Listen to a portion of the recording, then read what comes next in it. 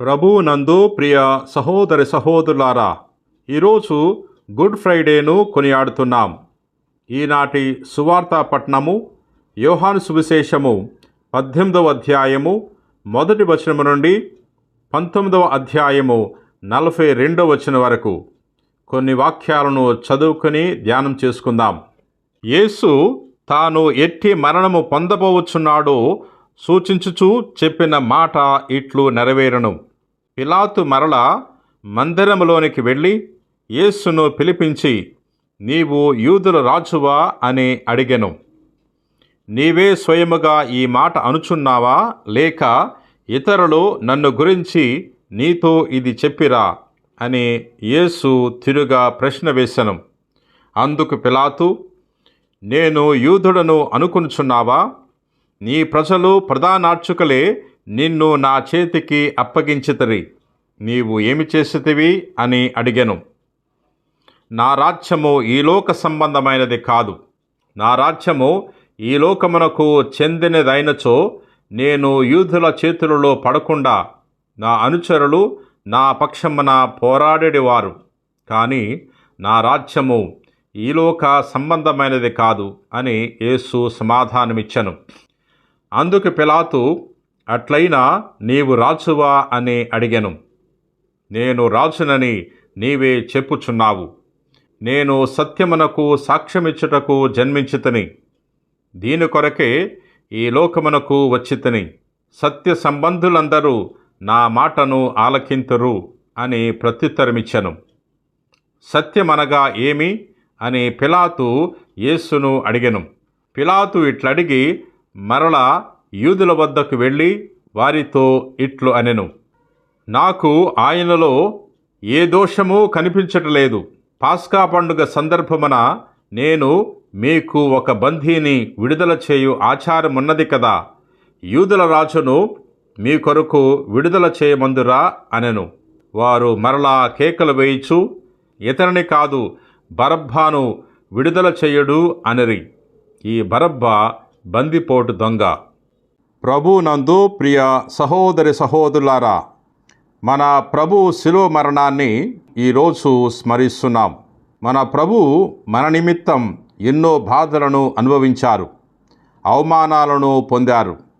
చివరకు ఒక బందిపోటు దొంగగా, విప్లవకారుడుగా శిలువపై చంపబడ్డారు. ఈ దినం మనం ఆయన శిలువ మార్గాన్ని గూర్చి ధ్యానం చేసుకోవాలి. ఆయన అట్టి మరణము ఎందుకు పొందవలసి వచ్చిందో ధ్యానం చేయాలి. ఆయన మన నిమిత్తము అట్టి మరణాన్ని పొంది ఉన్నాడు కాబట్టి ఈరోజు ఆయన మన నుండి ఏమి కోరుచున్నారో ధ్యానం చేయాలి. శిలువ ప్రేమకు చిహ్నం. శిలువ మరణము యేసుకు మనపై గల ప్రేమకు నిదర్శనం. పునీత పౌలు యేసు మరణాన్ని గూర్చి ప్రస్తావించినప్పుడల్లా ఆయన ప్రేమకు అగ్రస్థానాన్ని ఇస్తున్నారు. మానవులపై గల ప్రేమ వలననే యేసు తనను తాను అట్టి మరణానికి అప్పగించుకున్నారు. క్రీస్తు మనలను ప్రేమించినందుచేతనే దేవుని సంతోషపరుచు సువాసనతో కూడిన అర్పణగను బలిగను మన కొరకై తన ప్రాణములను సమర్పించను. అట్లే మీరును ప్రేమతో వర్తింపుడు. ఎఫెసీయులకు రాసిన లేఖ 5వ అధ్యాయము 2వ వచనము. క్రీస్తు మన ఎడల చూపిన ప్రేమలో పిత ప్రేమ కూడా వ్యక్తమవుతుంది. నీతిమంతుని కొరకు కూడా ప్రాణములు ఇచ్చుట అంత సులభము కాదు.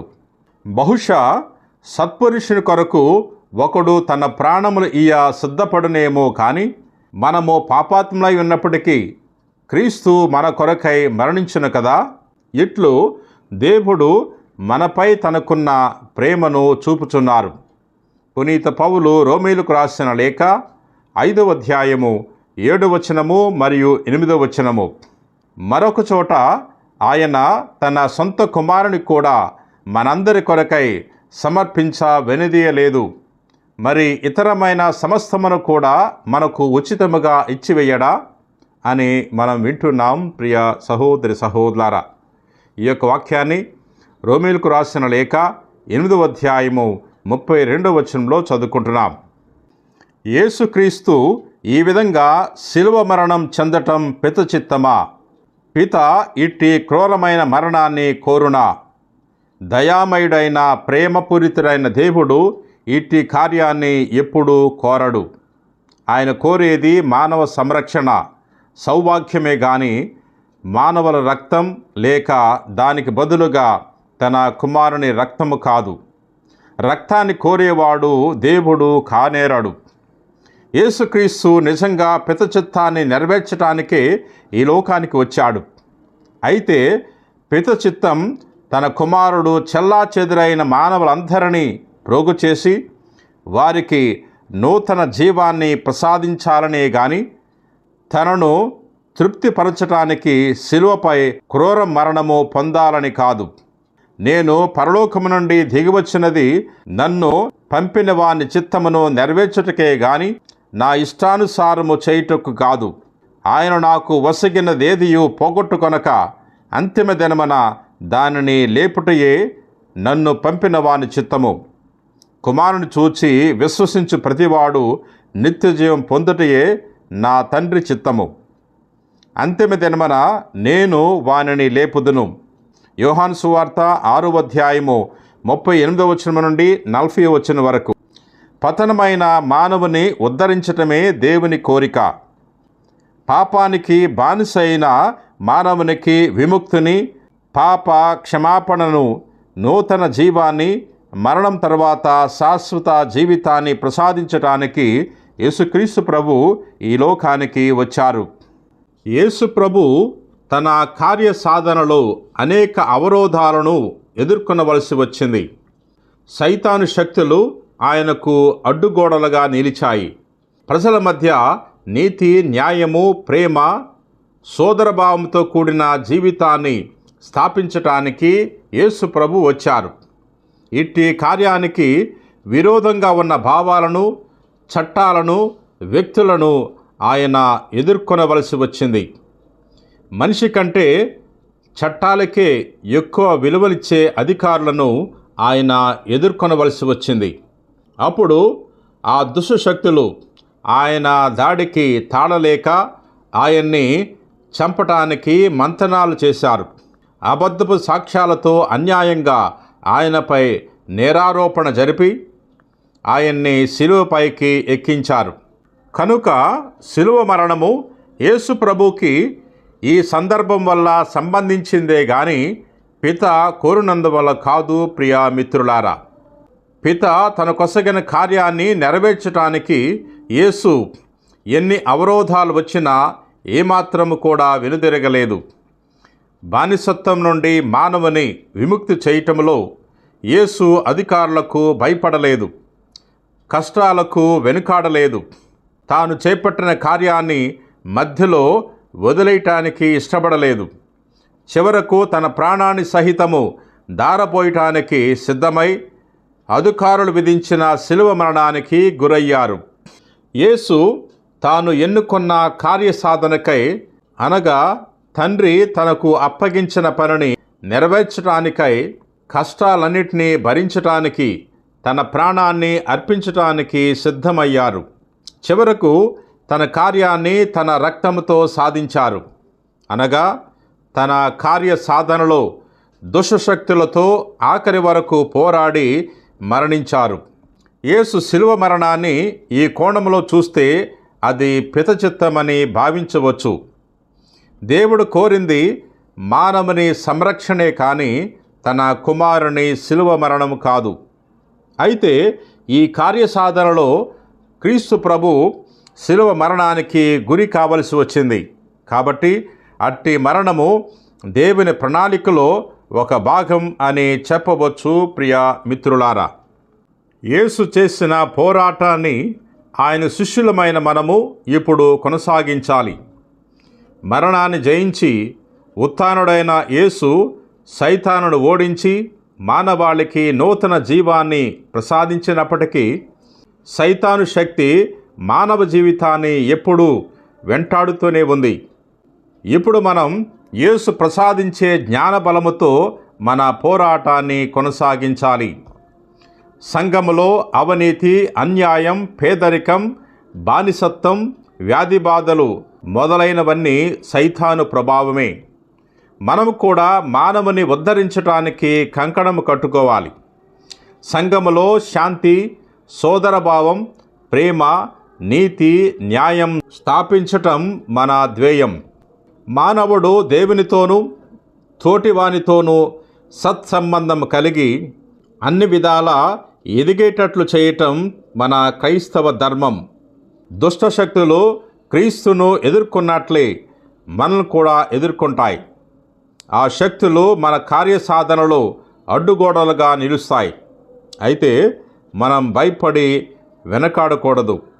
మన ప్రభువు జీవము, శక్తి ఇప్పుడు మనలో ఉన్నవి కాబట్టి ఆయన వలె మనము కూడా మన కార్యసాధనలో ఎట్టి కష్టాలు వచ్చినా వాటిని భరించటానికి సిద్ధముగా ఉండాలి. ఈ విధంగా తమ ప్రాణత్యాగం చేసిన మహానుభావులు, పుణ్యపురుషులు చరిత్రలో ఎందరో ఉన్నారు. ప్రియ సహోదరి సహోదరులారా, మానవునికి నిండు జీవితాన్ని ప్రసాదించటమే యేసుక్రీస్తు ప్రభు యొక్క జీవిత ధ్యేయం. నేను జీవం ఇచ్చుటకును దానిని సమృద్ధిగా ఇచ్చుటకును వచ్చి ఉన్నాను అని మీతో నిశ్చయముగా చెప్పుచున్నాను. యోహాను సువార్త 10వ అధ్యాయము 10వ వచనము. మానవుని జీవిత అభివృద్ధికి ఎన్నో ఆటంకాలు ఉన్నాయని యేసు ప్రభుకు తెలుసు. ఆటంకాలను తొలగించి మానవుని స్వేచ్ఛాజీవిగా చేయటానికి, శక్తిని ప్రసాదించటానికి యేసు ప్రభు వచ్చారు. ఆటంకాలన్నిటిలో ముఖ్యమైనది మానవుని హృదయంలో ఉన్న దుష్టశక్తి, అనగా స్వార్థం అనే పాపం. అట్టి శక్తిని విచ్ఛిన్నం చేయదలిచాడు యేసు ప్రభు. మానవుని పాపానికి పరలోకము నుండి మన్నింపు కొని తెచ్చాడు. యేసుక్రీస్తు బోధలో ముఖ్యమైన విషయము పాపపు మన్నింపు. మానవుడు చేసిన పాపాన్ని క్షమించటానికి దేవుడు సిద్ధంగా ఉన్నాడని యేసు ఎలుగెత్తి చాటారు. దాన్ని నిరూపించటానికై యేసు పాపులను చేరదీసి వారితో భుజించారు.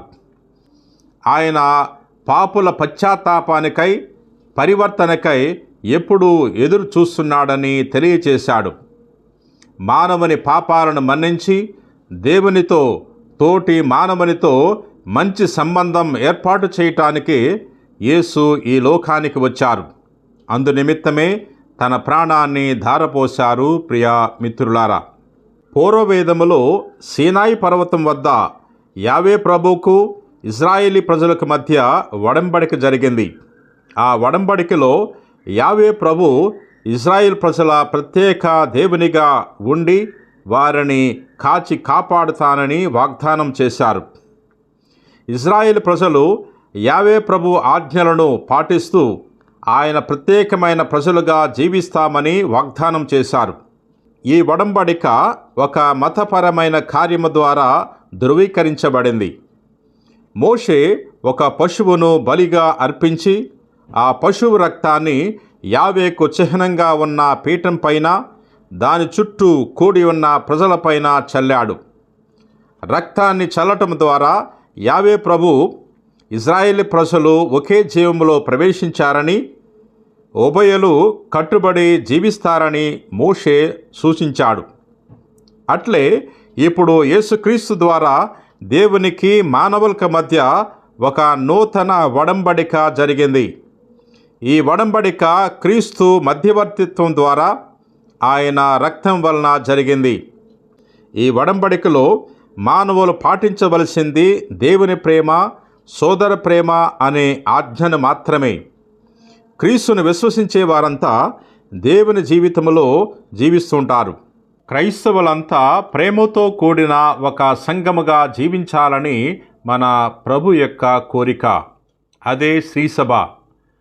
మానవులందరకు శ్రీసభ ప్రేమకు చిహ్నంగా ఉండాలని ప్రభు కోరుచున్నారు. పరస్పర క్షమాపణ, ప్రేమ క్రైస్తవుల మధ్య ఎప్పుడూ ఉండాలి. దేవుడు క్రీస్తునందు మన పాపాలను క్షమించినట్లే మనము మన సోదరుల పాపాలను మన్నించటానికి సిద్ధంగా ఉండాలి. అయితే శ్రీసభ జీవించేది మానవాళి శ్రేయస్సు కొరకే గాని తన కొరకు కాదు. క్రీస్తు ప్రభు చూపిన మార్గములో శ్రీసభ పయనిస్తూ సంఘములోని అవినీతిని, అన్యాయాన్ని, పేదరికాన్ని, బానిసత్వాన్ని, అక్రమాలన్నిటినీ పోగొట్టడానికి కృషి చేయాలి. మానవులంతా దేవుని ప్రజలుగా జీవించేటట్లు ఒకరి ఎడల ఒకరు సహోదర ప్రేమతో మెలిగేటట్లు శ్రీసభ కృషి చేయాలి. దీనికి ఆటంకంగా ఉన్న శక్తులపై పోరాటం జరపాలి. ఇది ప్రతి క్రైస్తవుని యొక్క బాధ్యత. ప్రియ సహోదరి సహోదరులారా, ప్రార్థన చేసుకుందాం. పరిశుద్ధుడవు ప్రేమ కలిగిన ప్రభువా, దయగిన సర్వేశ్వర, ప్రభు, ఈ రోజున గుడ్ ఫ్రైడేను కొనియాడుతున్నాం. నీ కుమారుడు యేసు క్రీస్తు ప్రభు మా రక్షణార్థం సిలువలో మరణించాడు. ప్రభువా, ఆయనకు శ్రమలను, మరణాన్ని ధ్యానం చేసుకుంటూ మా పాపాల కొరకు పశ్చాత్తాపడే గొప్ప విశ్వాసాన్ని, మంచి మనస్సును మాకు ప్రసాదించండి. ప్రభువా, గుడ్ ఫ్రైడే వేడుకల ద్వారా లోకమంతా కూడా క్రీస్తు యొక్క ప్రేమను తెలుసుకునేటట్లు చిత్తగించమని కూడా వేడుకుంటున్నాం.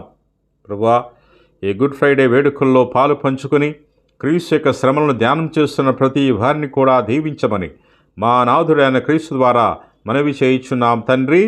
ఆమెన్.